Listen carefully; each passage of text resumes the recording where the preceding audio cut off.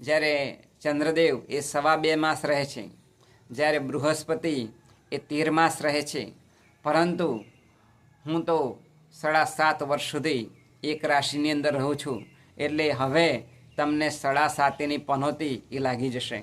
એટલે વિક્રમાદિત્ય ખૂબ ગભરાયા.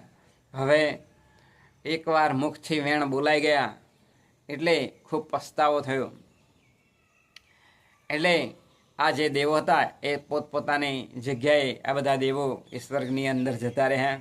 ત્યાર પછી જે શનિદેવ હતા એમણે આ વિક્રમાદિત્યની જે પનોતી હતી એ પલટાવી નાખી.